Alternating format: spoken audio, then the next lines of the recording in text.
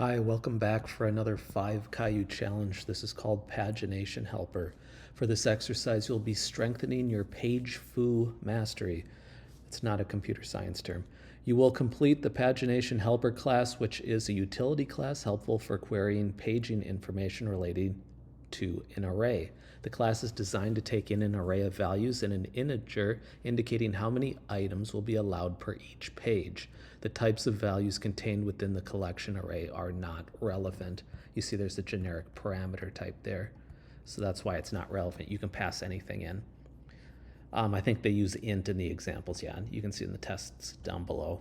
The following are some examples of how this class is used. So consider that you instantiate the class with this list of characters, looks like A through F, and then you give it a page size, which is 4. So that would mean the first page would contain the first 4 characters, the next page would contain only 2 because you're out of elements. But if this was the whole alphabet, it would be E, F, G, H, and they'd all be in groups of 4 like that. So you can see the page count should be 2, right? One page has 4 values, the second page has 2. The item count is 6. If you count the letters A to F, that's 6. Page item count, note that you pass an index for this, so it's the item count for a specific page. If you pass in 0, that means the first page, it should be 4, right? It got all 4, it could fill a whole page. But when you do it on the second one, which is, oh goodness, what'd I do? Sorry about that. I get a little click happy there. Oh no, hold on.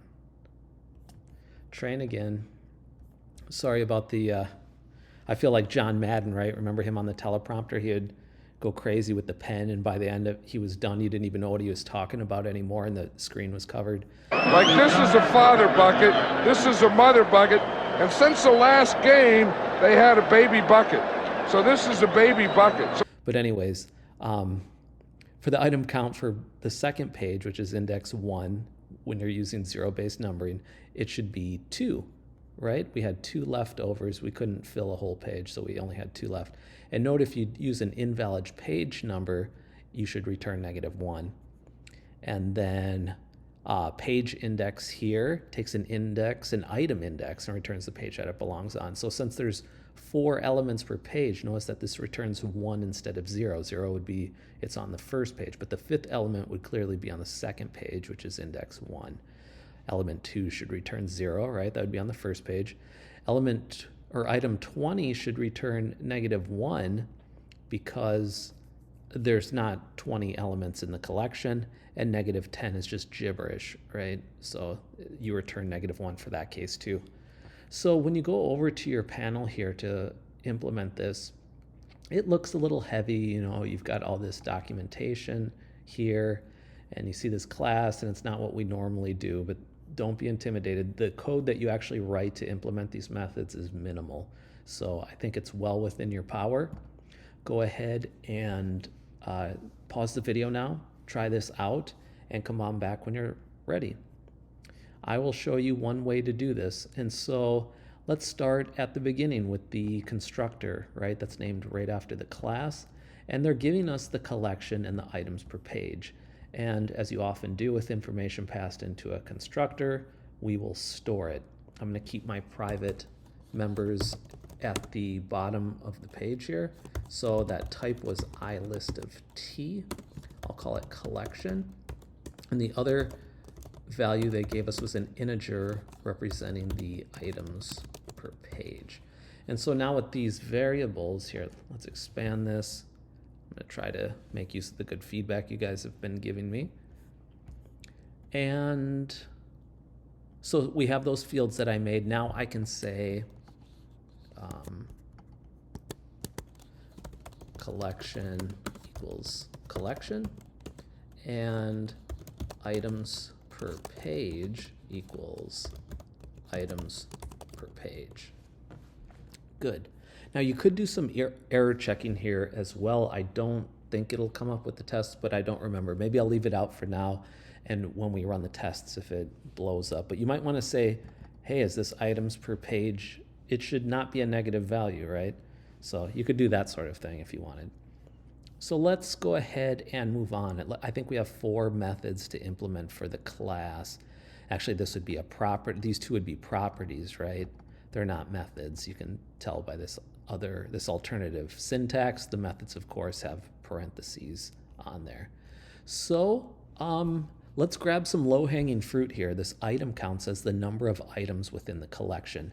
And you may not have worked with iList, but you probably have worked with lists and arrays and other things and have a pretty good guess on how you would access how many items are in that. But we can go right to the iList interface document page here, and you can check its properties and find that it has a count like a regular list does.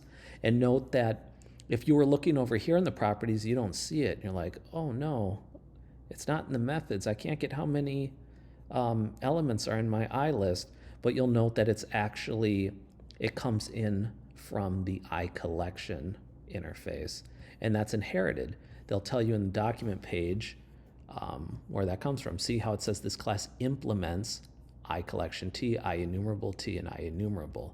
So because of that, it is guaranteed to have a count property.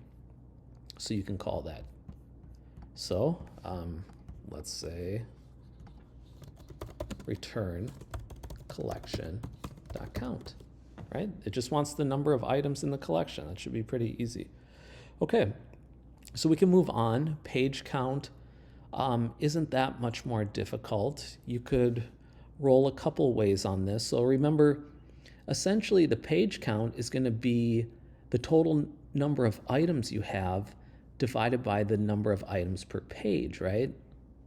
I hope that's straightforward enough, but we do have a scenario where it doesn't come out evenly, right? So if you had 24 items and the page size was 10, you'd end up having 3 pages. You'd have the first 10 on one page, the second 10 on a second page, and then you'd have 4 leftover elements on a third page. So you have to find out a way to accommodate that. So I'll show you a couple ways you could do it. You could say bool add 1 equals, what was our,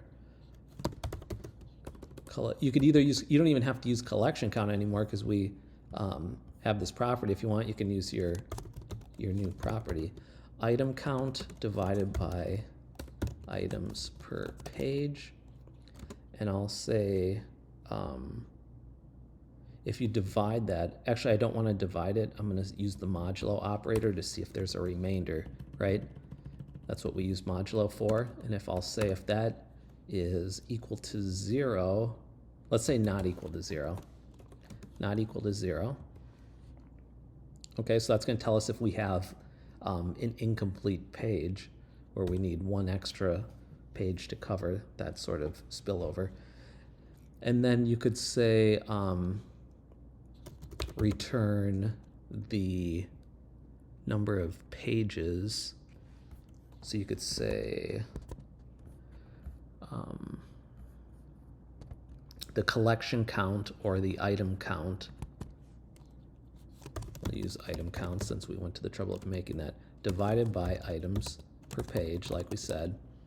And then remember, when you do integer division, it truncates, right? So if you had that 24 and I divided it by 10, if you do integer division, it's just going to say the answer is 2, and it's going to throw away that remainder of 4.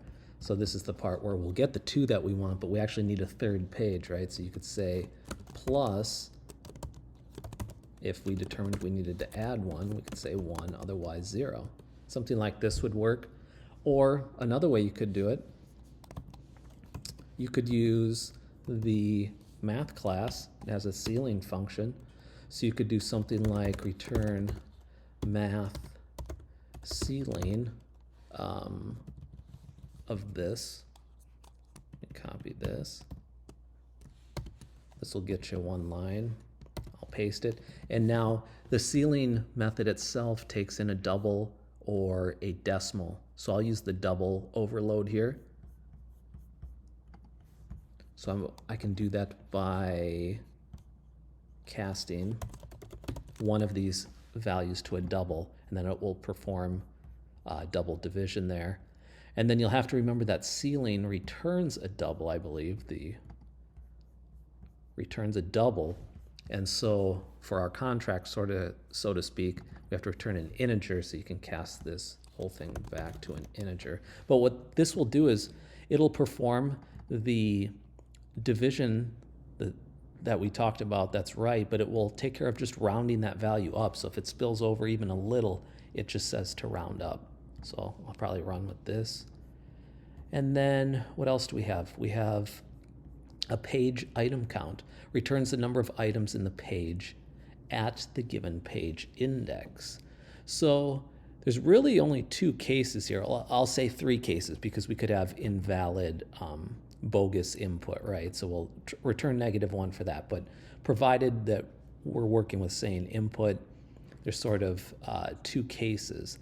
For most pages, it's going to be just however many items per page there are, right? It fills all the pages it can. But if you're on that last page, then you could have a number less than the number of items per page. So how can we do that? Well, we can start with our bogus input. We could say if page index is less than 0, or if the page index is greater than or equal to the page count, right? That's a problem. The index is zero-based numbering, so it shouldn't even be equal to the page count. It should only go up to page count minus 1. In that case, let's just return that -1. Error. That's how we denote an error. So then we can handle the sort of normal cases. Let's do that special case where we're on the last page. So if page index is equal to page count minus 1, that means that we're on the last page, right? Then we just want the sort of leftover elements that didn't fill the whole page. So we can get that by using our modulo operator again. So we could say, what was it called? Item count that we implemented? Item count modulo items per page. And then otherwise, if it's not the last page, then it's just the page was filled up with entries, right? So it will just be return items per page. Okay, I think that will cover us there. And then finally, we have this page index. It says returns the page index of the page containing the item at the given item index. So they give you the item index. Remember, say we had 24 items. They might give you an index like 19, and they want to know what page that's on. And 19 would be on the second page, right? The first page would have 1 through 10, and then the second page would have 11 to 20, and so on. So that's the kind of what we're trying to get here with page index. So for page index, let's check. We'll check that the input is valid, and then we'll process it. So we can say, let's get down here. If item index is greater than or equal to 0, and item index is less than the item count, that would be valid, right? So how can we handle that? We can say return item index divided by the items per page, right? So in that case, I think I used 19.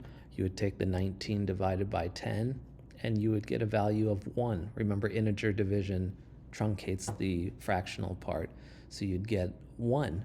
And because we're using zero-based numbering of the pages, that's the correct answer. Remember, 0 would be first, then 1. So this should cover us. And then otherwise, simply return -1. That's an invalid item index. And they'll tell you, see, or -1 if the item index is out of range. So, yeah, we have our private fields here that we set with the values we get from the constructor. We went through and implemented the 4 methods. Some of these were painfully simple. So I'll shrink this back down, and let's hit a test. See what I typed wrong. Okay. Error on line 54, only assignment, call, increment, decrement. Can we use as a statement? So let's go to line 54. See what kind of dumb thing I did. Yeah. So, I mean, what's this? I meant to return that. I gotta speak C#, right? Okay, so we hit green. Let's hit the attempt. And green, not too bad, right? So, yeah, I'll get rid of that other implementation I did. Where was it? This one. I'm just showing you, I just try to show you other ways of thinking about things. I've been getting feedback that people like that, so I'll throw that in from time to time. This will work here. Yeah, hopefully you followed those. I hope you see this problem wasn't as scary as it kind of seemed at first, maybe. But yeah, really, the methods are nice and short and not too bad to implement if you take the time to organize your thoughts and think about them. So I don't think I have anything else to clean up here. I'm going to back out, shrink back down, hit the attempt again because I modified the code, even though it was comments. And then I'll go ahead and submit mine and collect those honor points. Whoa. Someone was playing Among Us here. There's an imposter. Okay. I guess they're getting bonus points for that. I shot them to the top with their little artwork there. Binges con, okay, cool. But yeah, go ahead if you want. I don't know that there's going to be a lot of variation here besides the cool artwork, but feel free to scroll through those if you like. Other than that, I appreciate you watching the video. I'll be back with more content soon. Thanks for watching.